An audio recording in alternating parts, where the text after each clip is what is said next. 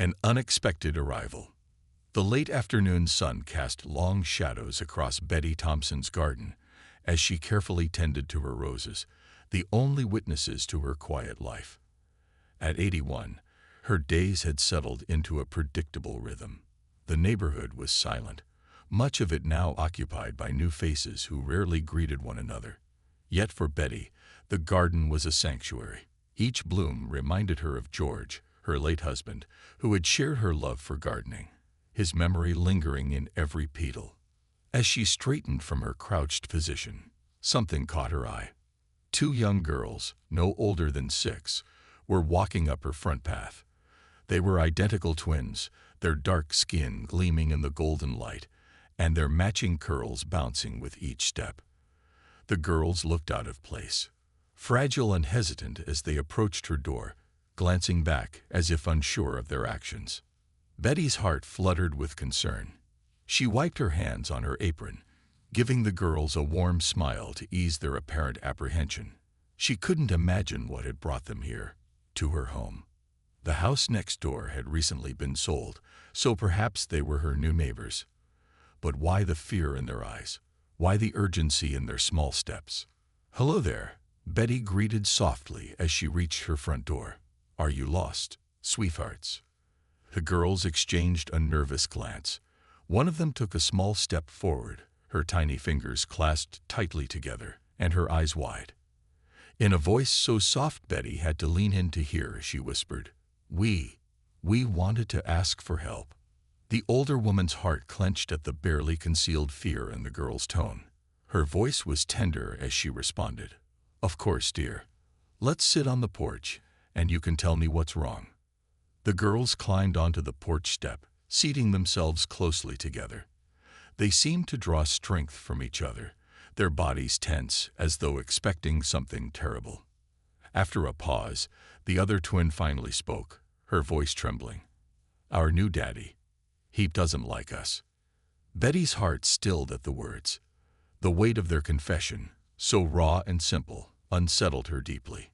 Behind closed doors, Betty Thompson sat on her porch, the chill of the evening air seeping into her bones, but she barely noticed.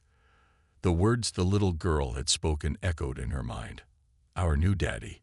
He doesn't like us." The quiet sorrow in those words left a heavy knot in Betty's chest.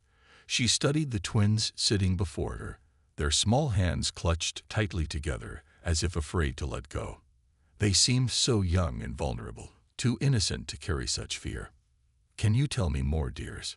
she asked gently, keeping her voice low, careful not to startle them. The twins looked at each other, silently communicating in the way only siblings can. Finally, one of them, Betty couldn't yet tell them apart, nodded, her voice barely above a whisper. "Mommy said he would take care of us, but he gets mad a lot. He yells, and sometimes he—" Her voice trailed off, eyes wide with fear as she glanced back at the house next door. Betty felt an instinctive urge to comfort them, to wrap her arms around their small shoulders and shield them from whatever was haunting their young minds. But she restrained herself, knowing that patience would be her greatest asset in earning their trust. "What's your name, sweetheart?" she asked, hoping to ease them into the conversation. "I'm Maya," the girl on the left said softly, her eyes downcast. "And she's Mila." Betty offered a gentle smile. "Maya and Mila, such beautiful names. I'm Betty." "Now Maya, Mila, you don't have to say anything that makes you uncomfortable. But if you'd like, you can tell me about what's going on. I promise I'll listen." Maya took a deep breath, and for a moment, Betty thought she would open up. But then, the front door of the neighboring house swung open, and a tall figure stepped out onto the porch. Betty's heart skipped a beat as the man, broad-shouldered and imposing, called out sharply, "Maya, Mila, what are you doing over there?" The girls jumped, and without a word, they scrambled to their feet, clutching each other's hands. They darted a fearful look back at Betty, as though apologizing with their eyes, before hurrying down the steps and back to the man waiting at the threshold. Betty watched, her hands twisting nervously in her lap. She had seen this man only briefly when he had moved in with the girl's mother, Melanie. She remembered being struck by his stern demeanor, the way he'd barely nodded when she'd waved in greeting. His voice was harsh as he barked something at the twins, sending them scurrying into the house. With a final glance in Betty's direction, a glance she couldn't quite read, he closed the door behind them. The neighborhood was still once more, but Betty's mind raced. She sat there for a long time, wrestling with the implications of what she had just witnessed. Her instincts, honed from years of observing life's subtleties, screamed that something was wrong. The fear in those girls' eyes was not just the normal nervousness of children with a strict parent. It was something deeper, something more insidious. Over the next few days, Betty couldn't stop thinking about Maya and Mila.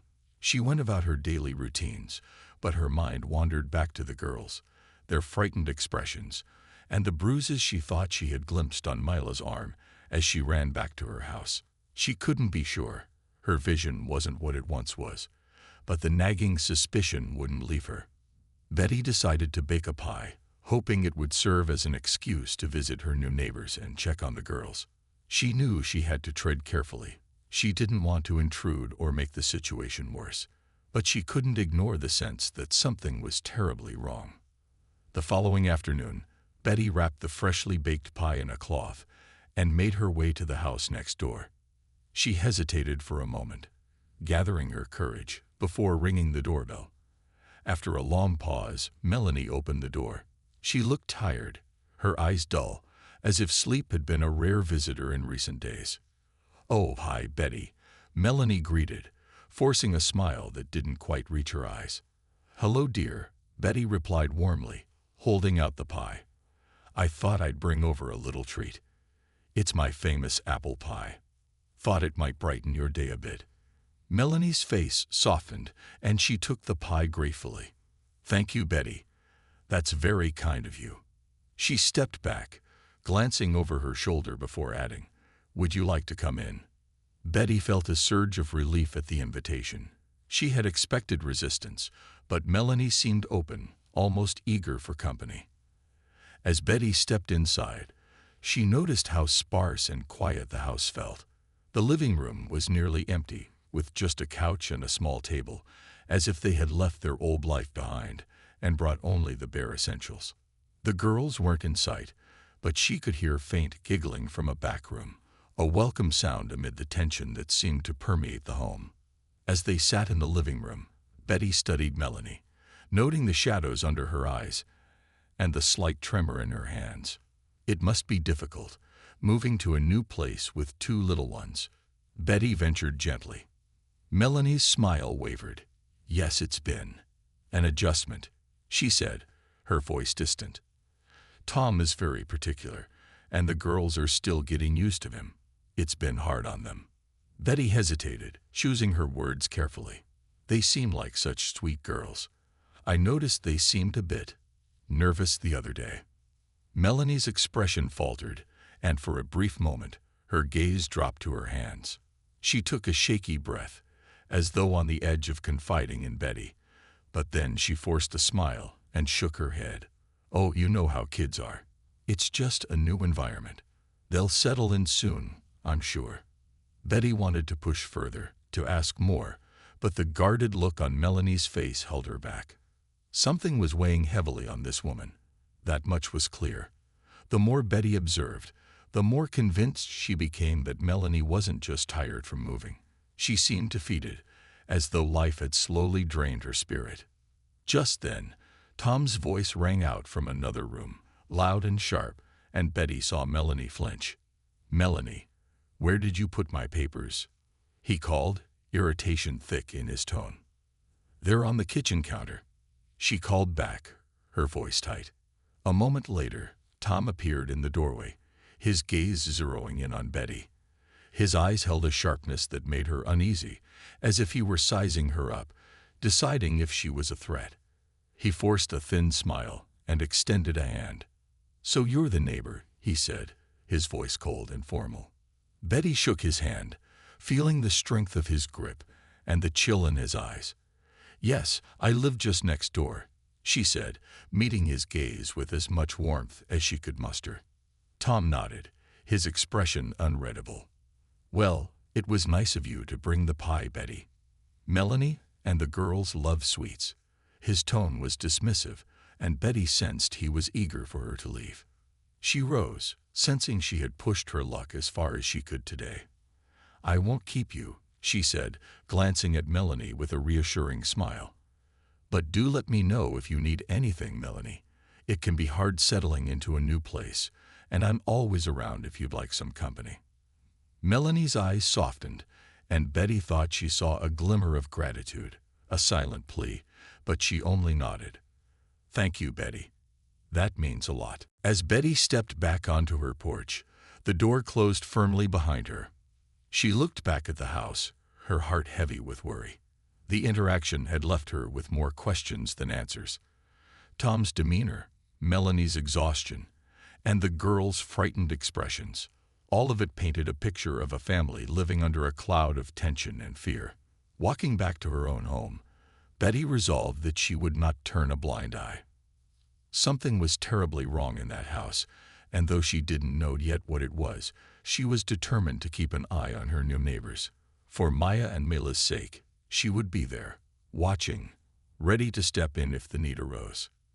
A plea for help days passed, but Betty's concerns for the twins only grew. Each morning, she watched from her window, hoping to catch a glimpse of Maya and Mila playing outside. But the house next door remained eerily quiet. No sounds of laughter, no giggles, and rarely even a flicker of movement. The silence was unsettling. One afternoon, as Betty was tending to her roses, a soft knock echoed from her front door. Her heart leaped. She'd recognize those timid knocks anywhere. She set down her pruning shears and hurried to open the door. Standing there were Maya and Mila, their hands tightly clasped, their faces pale, and their eyes filled with apprehension. Betty knelt, ignoring the protests from her arthritic knees, and gave them a gentle smile. "Hello, my dears. Would you like to come in?"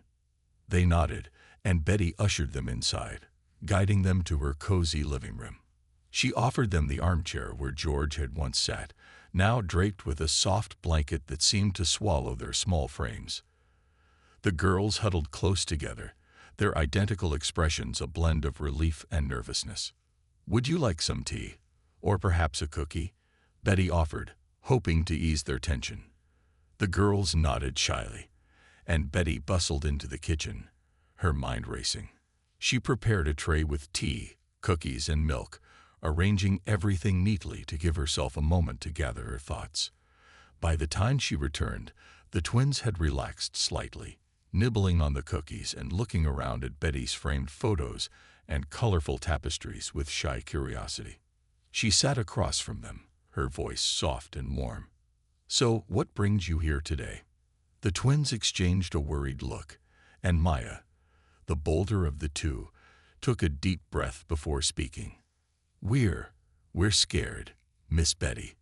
Betty's heart broke at the sight of their trembling lips. She reached across the small table, taking their tiny hands in hers. "Tell me, sweethearts, you can trust me." Maya bit her lip, as if trying to find the right words. "Our new daddy, he's not nice. He gets angry at us a lot. And sometimes, when Mommy isn't around, he does things that hurt." Betty's grip on their hands tightened involuntarily. Her throat constricted as she took in their words, each one carrying the weight of a truth no child should ever have to confess. Mila, who had been silent, finally spoke up, her voice barely a whisper. "He doesn't want us to talk to anyone. Mommy told us we had to be nice to him. That he's our daddy now, but he isn't like a real daddy." The raw fear and confusion in Mila's eyes brought tears to Betty's own. She forced herself to stay composed, her heart breaking as she realized the gravity of their words. Mila, listen to me," she said gently, her voice steady. "You don't have to be afraid here. You're safe with me, and I promise I won't let anyone hurt you." The twins relaxed visibly, leaning into her words like a lifeline. "Does your mommy know?" Betty asked, hesitating. Maya looked down, twirling her fingers nervously. "I think she does. But she says we have to be strong. She says we have to do what he says, or he'll get angry again." Betty felt an icy chill run down her spine. Melanie's tired eyes and forced smiles took on a new meaning, one that made Betty's blood boil. She could hardly comprehend the idea that a mother, under any circumstances, would allow such harm to come to her children. But Betty could also see how exhaustion and fear might be clouding Melanie's judgment. Mila looked up, her wide eyes fixed on Betty. "Can we stay here, Miss Betty? Just for a little while. We don't like it at home." The innocent request pierced Betty's heart, and she knew she had to do something. But simply sheltering them wouldn't fix the problem. She would need a plan, one that would protect the girls while also addressing whatever hold this man had on Melanie and her children. Taking a deep breath, Betty looked at them with all the reassurance she could muster. "You're welcome here any time, my loves. But I think it's important that we find a way to make things better for you and your mommy." The twins' faces filled with hope, a faint light breaking through the fear that had dulled their spirits. Betty knew she would have to act with caution and discretion. The last thing she wanted was to provoke Tom and make the situation worse for the children. "Have you ever told a teacher or a family member what's happening?" she asked gently. Maya shook her head. "He said that if we tell anyone, we'll be taken away, and then Mommy would be all alone." The implication made Betty's stomach turn. She could only imagine the threats Tom had used to keep them silent, but she knew enough to realize that she had a moral duty to intervene, even if it was only a small act at first. A plan began to form in her mind.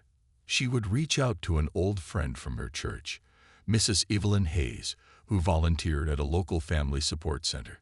Evelyn had a heart as big as Texas and knew exactly how to handle delicate situations like this. If anyone could discreetly gather information and find a safe way to help, it was Evelyn. For now, though, she wanted the girls to feel secure. She stayed with them through the afternoon, listening to their stories, sharing memories of her garden, and showing them old photos. Betty's gentle presence slowly drew laughter from the twins, genuine laughter that seemed foreign even to them. It filled her heart with purpose and made her even more determined to protect them. As evening drew near, the girls glanced toward the door, worry returning to their expressions. "We should go back," Mila said reluctantly, "or he'll be mad." Betty's heart ached to let them leave, but she knew that defying Tom outright could lead to dangerous consequences. She hugged them both, her voice low but firm. "Remember, if anything scares you, if you feel unsafe, you come right here. No matter what time it is, I'll be here for you." They nodded, clinging to her for a moment before slipping out of the door and hurrying back toward their house. Betty watched them cross the yard, their small figures disappearing into the fading light. That night, as Betty prepared for bed, her mind raced with worry and determination. She knew it would take more than words to save those girls. She would need evidence, support, and perhaps even protection from someone with legal authority. But she wouldn't let fear stop her from acting. The next morning, Betty dialed Evelyn's number, explaining the situation as gently as possible, but Evelyn's voice was filled with alarm and determination. She promised to visit later in the week and assured Betty that they would take things one step at a time. Together, they would figure out the best way to handle the situation without putting the twins in greater danger. As Betty hung up the phone, she felt a sense of calm wash over her. For the first time in days, she felt like there was a path forward, a way to bring some measure of peace to Maya and Mila. She looked out her window toward their house, the curtains still drawn, and silently vowed that she wouldn't rest until those girls were free from fear. That evening, as Betty sipped her tea by the fire, a plan continued to take shape in her mind. She would be cautious, but she would not be passive. If Tom thought he could continue hurting those girls, he had underestimated the quiet strength of a determined old woman and the loyal friends she could call upon. Shadows of the past. The days following her conversation with the twins felt like an eternity to Betty. Every time she looked toward the house next door, a sense of dread knotted her stomach. She found herself constantly listening, ears tuned for any unusual noises, any signs of trouble. She kept her curtains slightly parted, her gaze drifting toward the front yard, hoping to catch a glimpse of the girls playing or laughing. But the house remained silent, its secrets sealed behind tightly drawn curtains. Evelyn Hayes, her old friend from church, finally came by one crisp morning. Betty had been anxiously awaiting her arrival, and as she opened the door to welcome her friend, the weight of her concern was etched into her face. Evelyn, a woman in her 70s with a determined spirit and a warm smile, immediately took Betty's hand, squeezing it gently. "Betty, you sounded so worried on the phone. Tell me everything," she said as they settled into the living room, the early morning sunlight casting soft shadows on the walls. Betty poured them both a cup of tea and recounted the events of the past week. The frightened twins, their whispered confession, the bruises she thought she had glimpsed, and the intimidating figure of Tom looming over them. Evelyn listened quietly, her expression growing darker as the story unfolded. When Betty had finished, Evelyn let out a sigh, her brows knitted with concern. "I've seen situations like this before, Betty, and it's never easy. Those girls are trapped in a very difficult environment. But I know a few people at the Family Support Center who can help." Betty nodded, relief washing over her. "I can't sit by and do nothing, Evelyn. Those poor children are so frightened, and their mother, she's barely holding herself together. It's like she's caught in a trap too." Evelyn patted her hand. "You've done the right thing by calling me. We have a social worker at the center, Alice, who is very experienced with cases like this. She's patient, discreet, and she has a way with children. She'll know how to approach the family without causing more harm." Betty nodded, a spark of hope igniting in her chest. She had seen too much in her life to believe that every story had a happy ending, but she felt a renewed determination. Evelyn took a few notes, carefully jotting down the details Betty provided, and promised to follow up with Alice. Later that afternoon, as Evelyn prepared to leave, she paused at the door, her hand resting on Betty's shoulder. "I'll check in every day, Betty. If anything happens, you call me immediately, all right?" Betty nodded, grateful for the support. "Thank you, Evelyn. I don't know what I'd do without you." After Evelyn left, Betty felt a flicker of reassurance, knowing that steps were being taken. She busied herself with gardening, hoping the familiar rhythm would calm her nerves. But her thoughts remained on the twins, on the fear in their eyes, and on the strange tension in their home. That evening, as Betty was preparing dinner, a knock came at her door. Her heart leaped with a mix of fear and hope. She hurried to open it, half expecting to see the twins again. But instead, she found herself face to face with Melanie. The woman looked exhausted, her hair unkempt, and her face pale and drawn. "Oh, Melanie," Betty said, startled. "Please come in." Melanie hesitated, her gaze darting around nervously. I don't have long. Tom's out running an errand, but he'll be back soon." Betty guided her inside, sensing the urgency in her demeanor. She offered her a seat and a cup of tea, but Melanie waved it off, her hands trembling as she clasped them together. "I just needed to talk to someone," she whispered, her voice thick with emotion. "I don't know who else to turn to." Betty sat beside her, reaching out to gently touch her arm. "You can tell me anything, Melanie. I'm here to help." Melanie looked down, struggling to hold back tears. "Things haven't been easy since Tom moved in. He's controlling, Betty. He watches everything I do, and the girls. They're so scared of him. I tried to tell myself that he's just strict, but lately," she swallowed, her voice barely above a whisper. "Lately, I think he's more than just strict." Betty's heart ached for her. She could see the pain etched into Melanie's face, the weariness that spoke of many sleepless nights. "Melanie, have you thought about getting help? There are people who can." But Melanie shook her head quickly, fear flashing in her eyes. "No, he's warned me. He said if I try to leave, he'll take the girls. He has friends in high places, Betty. He could ruin my life. He could take my children. Her voice cracked, and she covered her face with her hands, her shoulders shaking with silent sobs. Betty placed a comforting arm around her, her voice gentle but firm. Listen to me, Melanie. No one has the right to make you or your children feel this way. I have a friend, Evelyn, who works with families in situations like this. She knows how to handle these cases, and she can help you without bringing any more harm to you or the girls.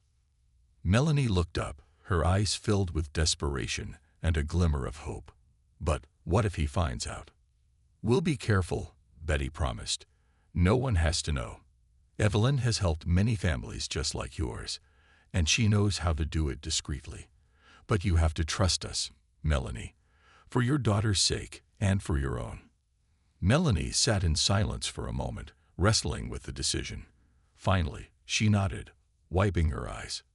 Okay, I'll try. I don't want the girls to grow up in fear. They deserve better than this. Betty gave her hand a reassuring squeeze. You're doing the right thing, Melanie. And you're not alone.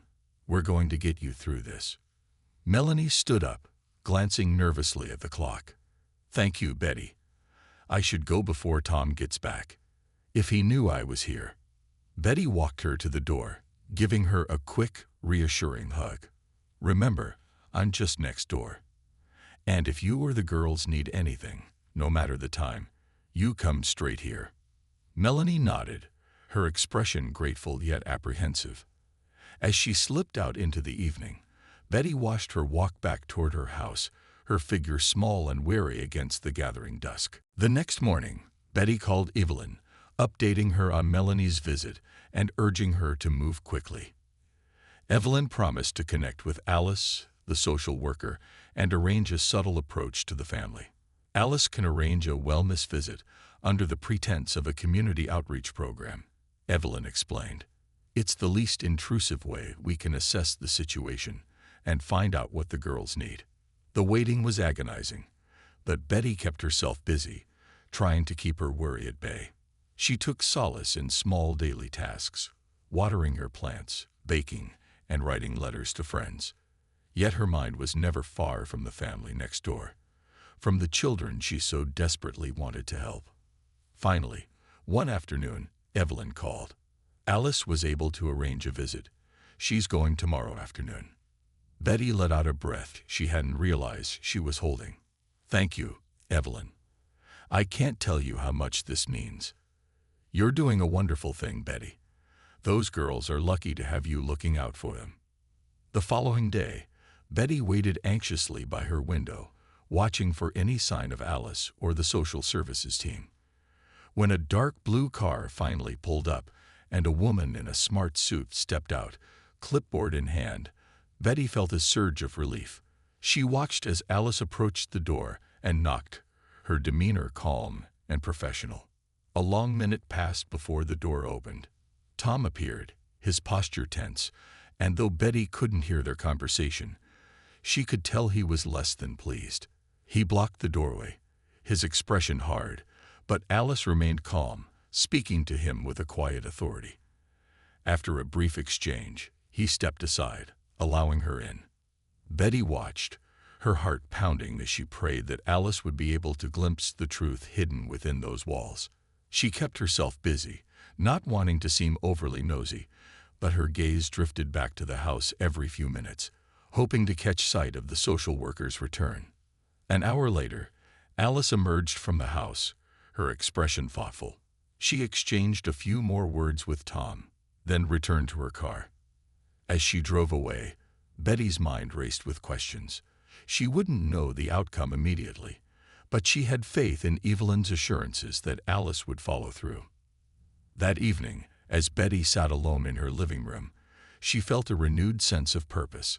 She knew that this was just the beginning, that the path ahead might be long and filled with challenges, but she was prepared to see it through, no matter the cost. For the first time in a long time, Betty felt a fierce, protective fire within her, a fire that would not be extinguished until she had done everything in her power to ensure the safety and happiness of Maya, Mila, and Melanie. Fractures in the facade. The morning after Alice's visit felt eerily quiet.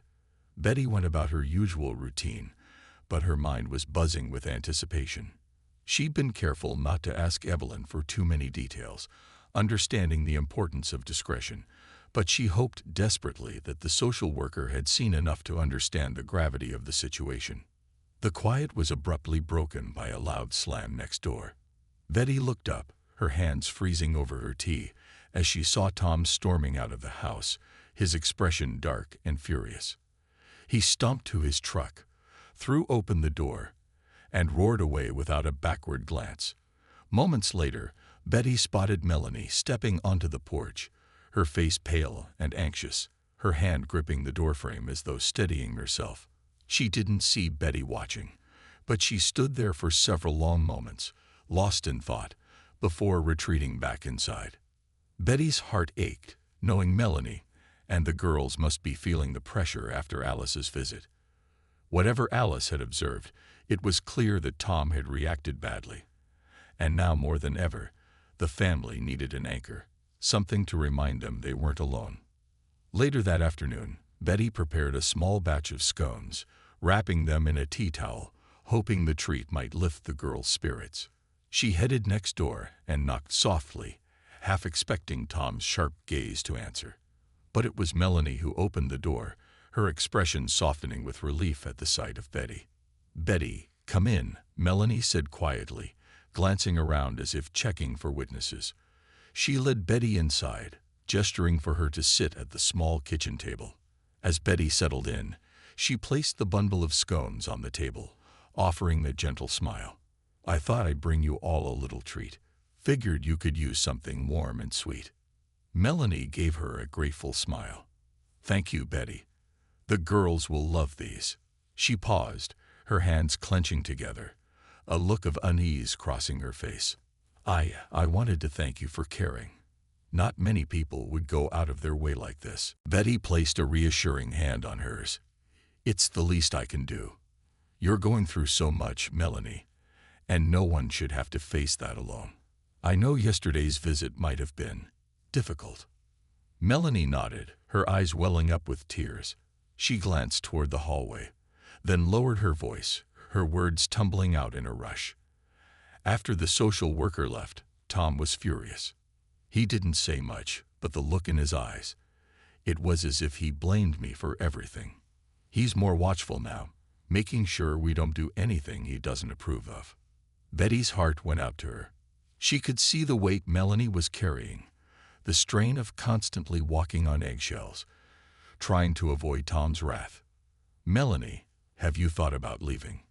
Taking the girls and starting fresh somewhere?" Melanie bit her lip, her gaze dropping to the table. "I've thought about it, but I don't know if I can do it, Betty. He has friends in places that could make things very difficult for us, and he's threatened to take the girls from me if I even try. I don't have anyone else to turn to, and I'm scared. I don't know how much longer I can keep pretending everything is fine." Betty felt a surge of determination rise within her. She couldn't imagine how helpless Melanie must feel, trapped in a home where she and her children were prisoners of fear. "You don't have to face this alone. I know it's frightening, but there are people who can help, safely and discreetly. Evelyn's friend, Alice, is committed to making sure you and the girls are safe. They won't rush you, and they'll only move forward when you're ready." Melanie hesitated, her expression torn. I don't want to put the girls through more turmoil. They've already been through so much." Betty nodded, understanding her hesitation. "You're a good mother, Melanie. But remember, they're already feeling the turmoil every day, living in this environment. Sometimes, taking that first step toward freedom is the hardest part." Before Melanie could respond, the sound of tiny footsteps echoed down the hall. Maya and Mila appeared in the doorway, their eyes lighting up at the sight of Betty. They rushed over to her, each holding onto one of her hands, their faces filled with an innocent joy that was both heartwarming and heartbreaking. "Miss Betty," Maya exclaimed, her smile bright. "Did you bring us cookies again?" Betty laughed softly. "Not cookies today, but I did bring some scones. They're just as delicious, I promise." The girls cheered and climbed onto the chairs, eagerly reaching for the treats as Melanie handed them each a small plate. Betty watched as they ate, their smiles genuine, their eyes twinkling with a rare moment of peace. She caught Melanie's gaze, sharing a silent understanding. This, right here, was what they needed: safety, stability, and the freedom to simply be children. As they finished their scones, Mila looked up at Betty, her face serious. "Miss Betty, can we stay with you sometime? Just for a little while." Melanie's face grew pained, and she glanced nervously at the door, but Betty gently answered, "You're always welcome, my dear. Anytime you want, you come over, and I'll be there with open arms." The girls smiled, and for a moment, it was as if the weight of the world had lifted from their small shoulders. Shortly after, Betty made her way back home, the visit lingering in her mind. She decided to call Evelyn that evening, updating her on Melanie's struggle to take that first step. Evelyn assured her that the family support team would continue reaching out, keeping an eye on things while respecting Melanie's need for time. A few days later, Betty awoke to another startling sound, yelling from next door. She quickly moved to her window, peering out to see Tom pacing back and forth on the porch, his face contorted with rage. His voice was loud enough to carry across the yard, and Betty's stomach churned as she caught fragments of his tirade. "After everything I've done for you," he bellowed, his fists clenched. "Do you think you can just leave me?" Betty's hand trembled as she clutched the windowsill. She had seen enough of Tom's behavior to know he was dangerous, but now, for the first time, she feared he might truly escalate. As his voice grew louder, Betty's concern for Melanie and the girls became an all-consuming worry. Then, as if in answer to her silent plea, she saw Melanie appear on the porch, her face pale but resolute. She held Maya and Mila's hands tightly, as if drawing strength from them. Tom continued to rage, his words venomous and accusing, but Melanie didn't falter. Her gaze was fixed, unwavering. Finally, Tom threw his hands up in disgust and stormed inside, slamming the door behind him. Melanie stayed on the porch with the girls, her body tense, but her expression determined. Betty watched as she knelt beside them, speaking softly, her hands gently brushing the hair from their faces. Despite the turmoil, there was a strength in Melanie's posture that Betty hadn't seen before. As the sun began to set, Betty found herself sitting at her kitchen table, wrestling with what to do next. She knew she couldn't simply wait and watch, hoping things would resolve on their own. She needed to ensure Melanie and the girls had a safe way out, no matter the cost. Later that night, Betty heard a faint knock at her door. She hurried to open it, finding Melanie and the girls standing on her porch, their eyes filled with a mix of fear and irresolution. "Betty," Melanie whispered, her voice trembling. "I can't go back in there. Not tonight. Is there any way we can stay with you, just until morning?" Betty's heart filled with relief and determination. She ushered them inside, wrapping the girls in soft blankets and guiding Melanie to sit by the fire. She prepared tea for Melanie and warm milk for the girls, who quickly settled into the warmth of Betty's home, their exhaustion evident in their drooping eyelids. As Melanie sipped her tea, she looked up at Betty, her eyes shimmering with unshed tears. "I don't know how much longer I can keep this up, Betty. I don't want the girls to live like this. I just don't know where to start."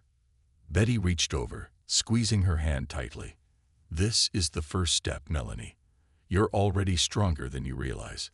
And tomorrow, we'll take the next step together."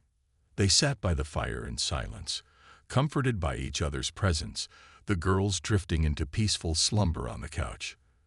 Betty watched over them, her resolve strengthening with each quiet breath the children took.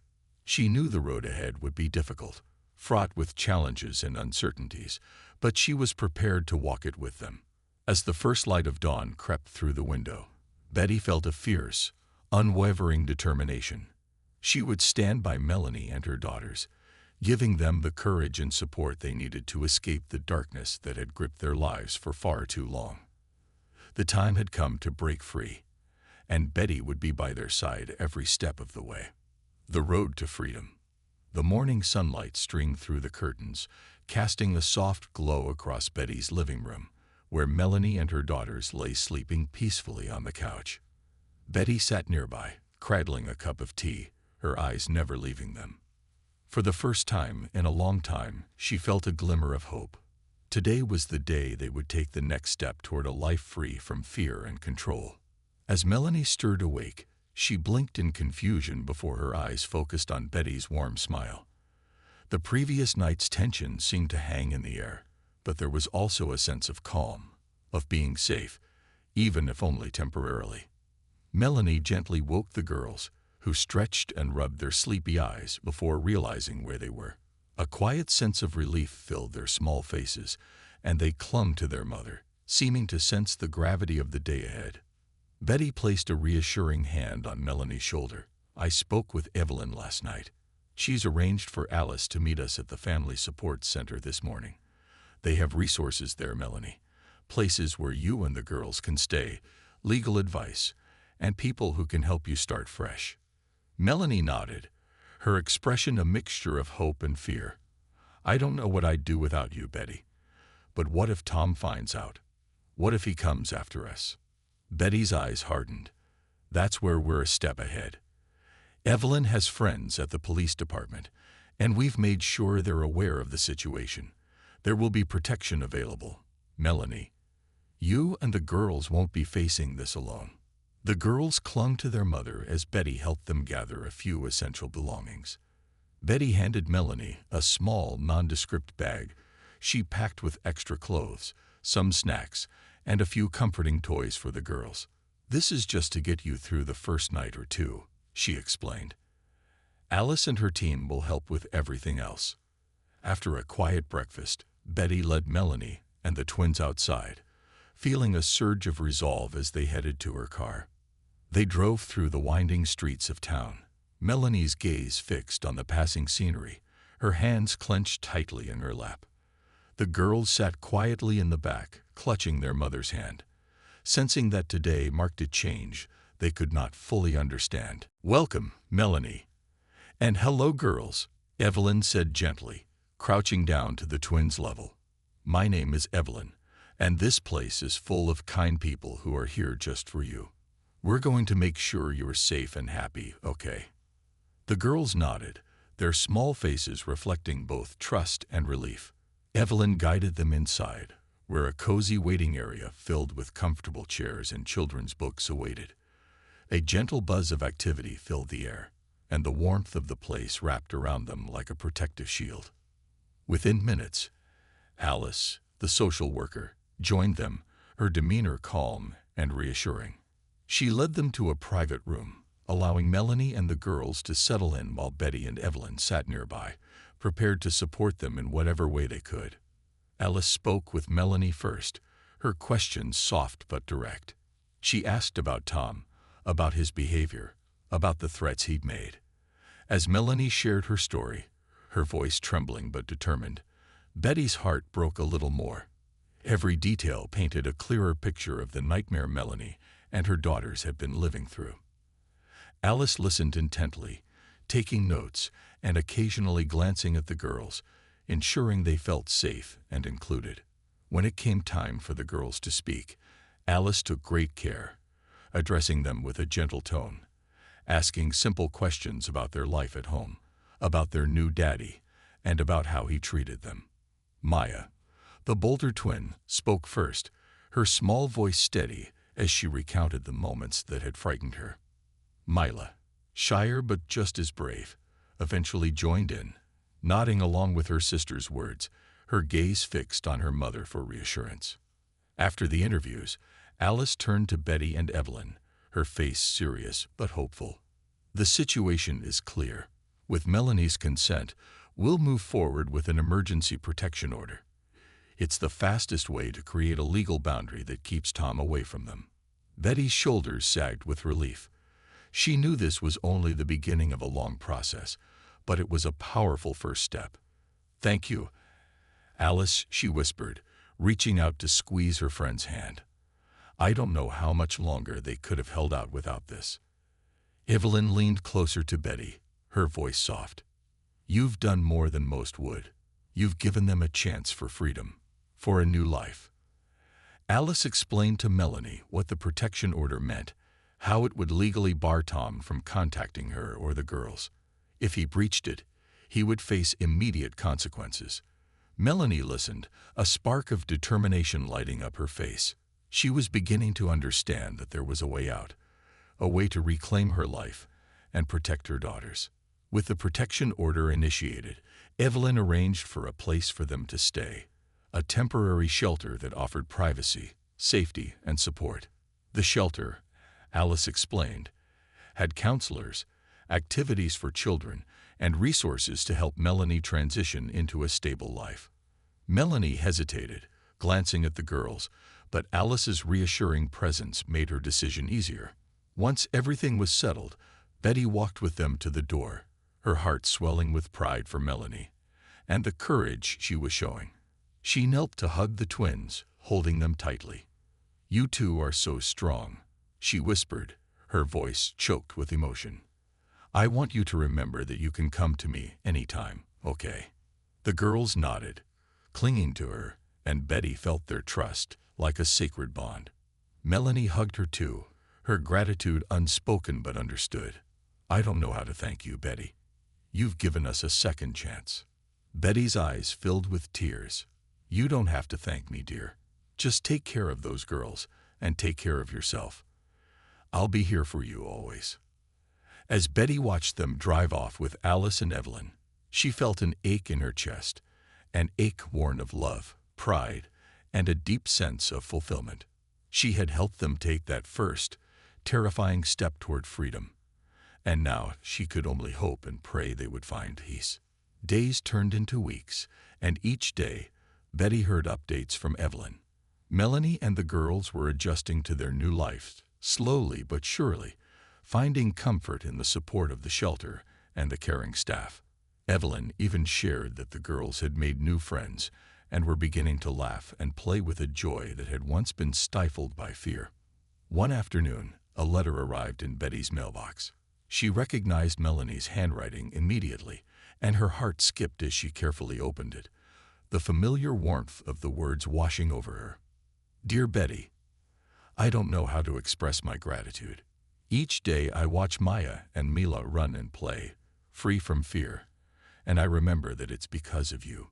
You saw us, you believed in us, and you showed me the strength I had forgotten I possessed. I know the road ahead is long, but I feel something I haven't felt in years. The girls ask about you every day. They miss you terribly, but I know that someday, when we're ready, we'll visit. Until then, please know you are in our hearts, and we carry your kindness with us in everything we do. With all my love and gratitude, Melanie." Betty held the letter close to her heart, feeling a sense of peace settle within her. She had given them a way out, a chance to heal, and in doing so, she had found a purpose that had rekindled her spirit. Later that evening, as she sat by her window, watching the sunset cast its golden glow over her garden, Betty thought of George and the life they had built together. She felt his presence beside her, his gentle strength guiding her, reminding her that love, unfaltering, selfless love, was the greatest gift one could give. She knew the journey wasn't over, not for Melanie or for the girls, but the seeds of hope had been planted, and Betty trusted that with time, they would flourish, blooming like the roses in her garden, strong and resilient against the harshness of the world. And as the final rays of sunlight faded into dusk, Betty whispered a quiet promise to herself. She would always be there, watching over them, a silent guardian, a beacon of light, ready to help those who sought solace and strength. For as long as she lived, she would stand by those who needed her, ensuring that even the smallest voices would never go unheard again.